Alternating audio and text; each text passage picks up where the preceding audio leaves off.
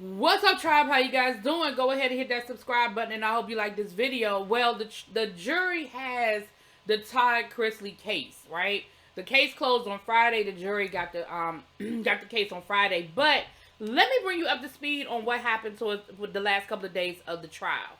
So, defense witness testifies that she was directed to sabotage Todd's life. Donna Cash, a former employee of Todd Chrisley, testified that she helped sabotage the reality star's life at the direction of Mark Braddock. Cash, a woman who once worked at Todd's asset management company, testified on Tuesday that Mark Braddock directed her to commit financial fraud with him and sabotaging the Chrisley Knows Best star's life. She alleged that Braddock's, Chrisley's former business partner, had her send fake financial documents to loan companies and lie about the health of the company. Through tears, Cash testified that she eventually stopped when the Chrisley family home was on the brink of foreclosure, realizing they would be returning home from vacation to find all their belongings on the street. She called Todd and told him he needed to come home immediately.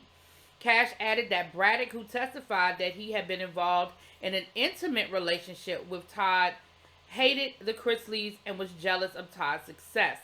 So jealous, he wanted his name on the door. The former assistant said she confessed to Todd that she and Braddock had been lying to him about everything that was going on. Chrisley soon launched an investigation, and although angry, he allowed Cash to remain as an employee, and she kept Chrisley abreast of what Braddock was doing. See, that's the part that doesn't make sense to me. If you had proof, you had eyewitness testimony, and this man was going to put you out of business, I don't understand why you keep him employed. She told the jury that she was hired in 2008 as his assistant. At some point, Braddock approached her and claimed Chrisley didn't want her anymore because she couldn't keep up and was useless. She later learned that wasn't true. Braddock told Cash she could work for him, and before long had her signing documents as Todd Chrisley and telling Chrisley his 2009 taxes were paid when they weren't. Cash added that she witnessed Braddock delete crucial emails related to the finances of the business and delete messages from the bank left on Chrisley's home and personal cell. She further stated that she thought the signing Todd Chrisley's name on a document at Braddock's direction was just normal girl.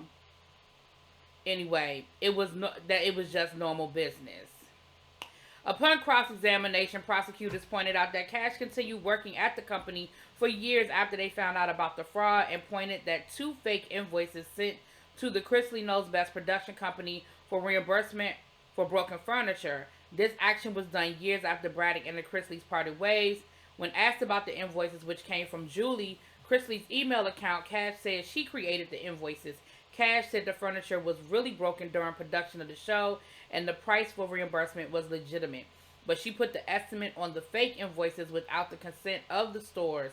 She wanted to make sure Chrisley's didn't lose any money since the production company was about to close their books for the season. Child, this is a whole mess, okay? Now, then Todd Chrisley's mama went on the stand, and let's talk about what happened when Nanny Faye took the stand. And we all love Nanny Faye, okay? Now, on Wednesday, the defense team called another family member to testify before a jury in the Julie Chrisley trial. This time, it was his mother. This is all coming from MovieWeb.com, by the way. This time, it was the mother of the family of Todd, Nanny Faye, Elizabeth Chrisley. She told the jury that she was not aware exactly of how her son and daughter-in-law were using her name on financial records. The 78-year-old added that she doesn't read documents before signing them and she forgets things. When presented with a list of financial records, she stated she was an owner of 7C Production Company, a loan-out company that pays the family for their reality show. The elder Chrisley testified that she may have signed them, but she didn't know anything about the content. Prosecutors alleged that in order to continue their scheme of defrauding the IRS, Julie Chrisley signed over ownership of 7C Production Company to her mother-in-law. Documents sent to various entities listed Faye Chrisley as a president, shareholder, and member of the board of the company, with documents bearing her signature. Prosecutors also alleged that after the IRS began investigating Todd and Julie for fraud, the couple started rerouting their income from the show into Faye's bank account. Child. Faye Chrisley testified that she worked for 40 years in the textile factory and that her late husband and son Todd also once worked in the factory, but Todd eventually got out of that line of work after finding success in flipping houses. According to Chrisley, her role on the show was living my best life. At one point during her testimony, federal judge Eleanor Ross had to interrupt Chrisley, instructing her to stop referring to Peters and professionals in the courtroom as honey. Y'all know Nanny Faye called everybody honey, child.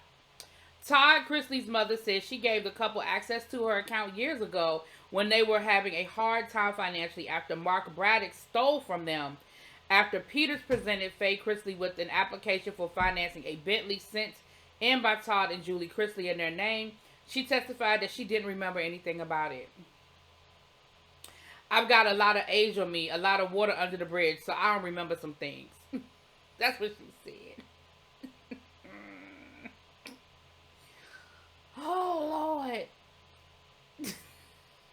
I can't. So, she gonna play the old lady card and just say she don't remember nothing. That's what Nanny Faye gonna do. Nanny Faye said, listen, y'all not gonna get me in this. I don't know. I'm just gonna play the old lady I don't know card. Oh, Lord. And like I said, the deliberations started on Friday, so we will have a verdict.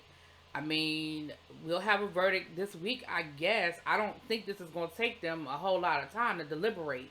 It really is going to come down to who you believe, which, I mean, I guess most cases come down to who you believe.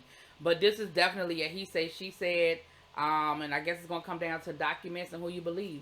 Tell me in the comments, who do you believe?